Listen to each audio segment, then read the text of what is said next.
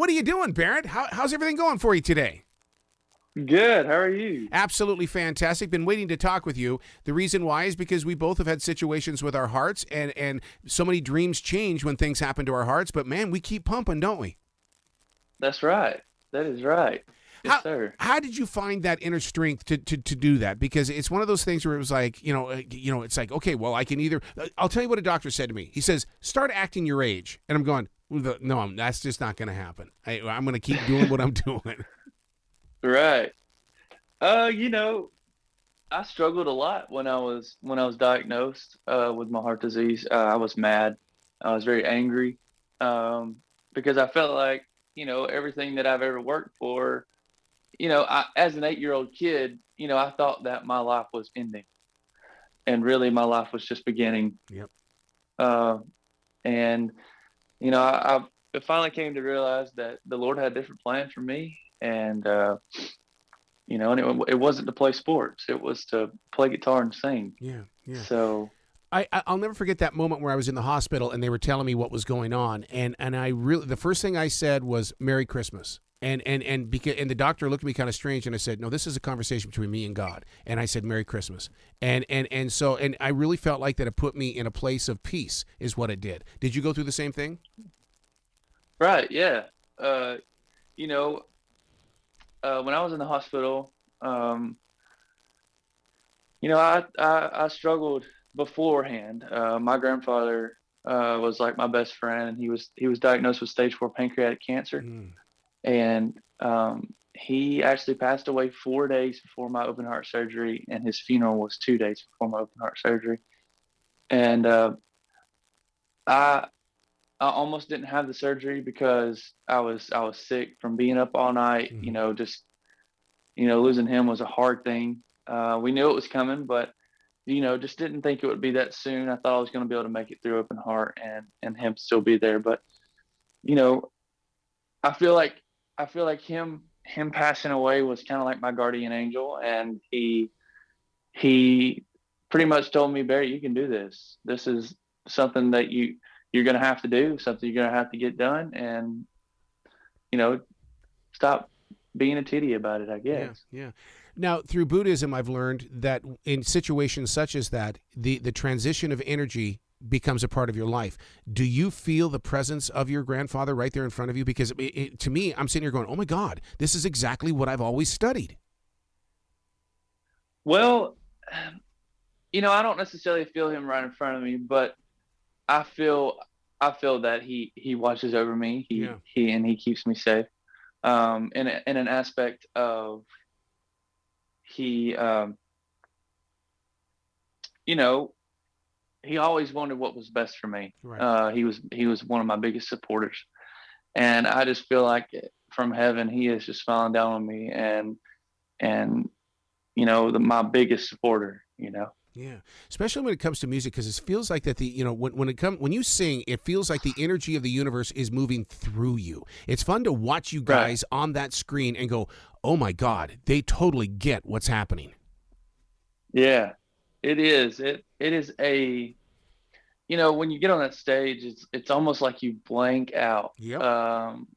You you start singing, and you're like, okay, I'm here, I'm present. And then you get about halfway through the song, and you get done with the song, and then you come home, and you're like, did I really do that? Yeah. You know? But see, isn't that part of So being a creative person, though? It's like we it is. disconnect, because there are many times that I'll do something and I'll question that. So I keep a defrag journal is what I do, so I can document after the moment and defrag it and break it down. Yeah. Yeah. Yeah. When you sing a That's song cool. from Coldplay, these guys are not simple songwriters. I mean, and you did Yellow. I mean, that could not have been an easy song to do. No, sir. It was very, very uncomfortable when I first started singing the song, um, because I had never sang a song in my falsetto voice, and the song is it's just hard.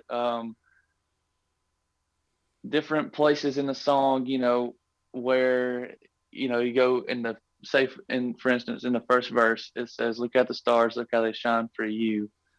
You know, when the lead singer of Coldplay sings that first line, he he does it he does half the first line in falsetto. Yep. And I was like, I can't do that. Like, I mean, I could, but I tried it and it wasn't sounding right. And I was like, I got to figure this out. So I ended up singing those first two verses in my chest voice, and they ended up working out really well. But I will tell you that I worked really, really hard for that song. I sang falsetto songs from the time I got Yellow until the time I got done with Yellow, and I still sing songs that have falsetto in it because I want to keep my falsetto. But Yellow was a really fun song. It was not in my wheelhouse. It was actually in the girl that I was battling. It was actually very in her wheelhouse. I did not even know this song when we first started it, and she did. So it was a learning curve for me, but I just took it as a challenge and ran with it. Do you think one of the reasons why people are afraid to showcase their falsetto, and I struggled with this in class, in course and stuff like that, because it's like, no, I don't want to be that person. I want to be the voice. I want to be, because that's not how Rod Stewart is singing. That's not how all these, they're not up there with those high falsetto voices. And then you get someone like Bruno Mars nowadays who doesn't mind going up in those high vocals. And even Justin Timberlake. Oh, I know. And those guys are Bruno Mars and Justin Timberlake, and even Rod Stewart. Those guys are insane. It's funny that you said Rod Stewart. My grandfather has a song that Rod Stewart does. He redid like Moon. He did Moon River. Yes, he did. And I love that song. My grandfather loves that song. Loved that song. And Fly Me to the Moon, Rod Stewart. But all these cool artists, like Alan, he's new. This guy's new. I listen to him a lot. His name's Alan Stone. Mm-hmm. He's super cool guy. I've never met him, but I just know that his voice is just amazing. His falsetto is just absolutely crazy. Same with Bruno Mars and Justin Timberlake. It's just we're living in this age of exploration when it comes to music. Do you find yourself playing that game as well? Yes, sir. Yeah. I do. Yeah. How do you practice that? Do you have a studio at home? I mean, what is it that you're doing to maintain that strength? I'll just normally what I'll do is I'll just get in my truck, ride down the road, and turn on the radio or turn on a song and just sing with the person singing. And I just work on keeping my voice to the potential really keeping my voice strong and healthy, and so that when I do go and sing, I don't have to worry about my voice cracking or anything like that. How do you keep it healthy in that way? Because I sit here with a ton of water, all different temperatures and stuff like that, because I need this voice. This is my job. What do you do? Because your voice is the same way, dude. Right. Everybody's always said tea and honey. I've never actually done any of that, but I drink, same way with you. I drink a lot of water. I probably don't like sodas. I like sodas, so I try to stay away from those, because when I drink a soda and then try to sing, it just don't work. I'm so with you. I'm so with you on that. I'll never forget, I was doing a studio session, and my goal that day was to go in there because they had all the instrumentations done, and it was time to go drop tracks. And what did I do? I drank Coke all the way up there, and I could not sing because my voice was like burned by the dang fizz and all that kind of stuff. And it was a wasted day. And I still had to pay for the dang studio. Yeah. Well, that's the thing with Coke. It's really strong in like carbonation. And I would be I would be burping in the mic if I ever did that. Oh my God! You just So gave me a flashback of my wife's ex-husband is a record producer, and he produced for Madonna, and she was singing a song and she wasn't getting it right, so she takes the gum from her mouth and she put it all over his RCA mic, and it's like I'm going, were you mad? Why? It was oh my Madonna. goodness, that's hilarious.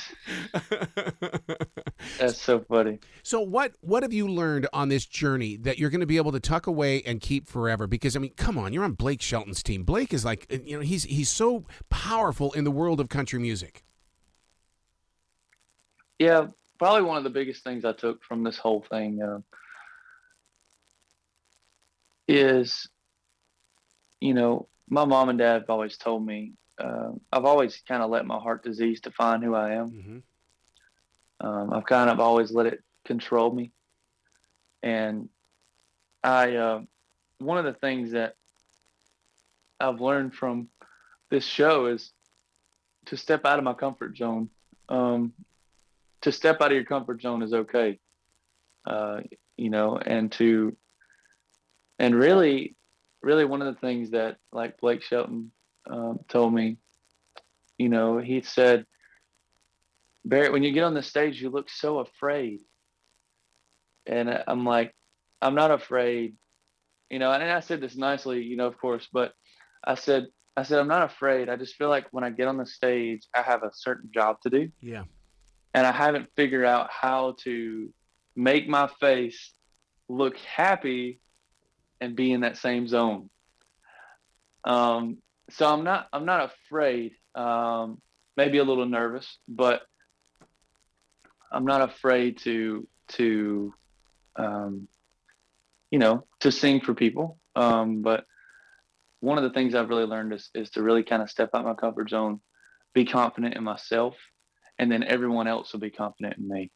And isn't that where we're supposed to be as artists during this pandemic, is the fact that, in everything that's gone evil around the world, it's always been the artists that step out first, and then you have followers.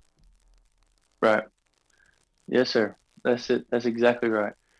So then I got to ask you the question. I realize you're on the Voice and stuff like that on NBC, but I mean, but Berritt, you've got a life that continues afterwards, and I want listeners to support you all the way through. What is your next step, and that life doesn't end on The Voice? Yeah, I understand. I understand that my life will, is not going to end on The Voice. There's big things to come. Yeah. I have a couple songs I want to record, and get recorded and professionally, and maybe put those out on Spotify. And then I play gigs just about everywhere. I love it. So I play gigs, and then I'm also a substitute teacher. So I'm actually at the school right now. I'm substituting. I'm substituting for a teacher today. It's actually my second day being a substitute teacher, and I really enjoy it. I really enjoy being around kids, and that they see me as the guy from The Voice. So my wife is a school teacher, and I teach broadcasters at universities. I so know that connection, because when you say something and it pops inside someone's imagination and starts to affect the way that they're learning, my God, there's nothing on this planet that can beat that.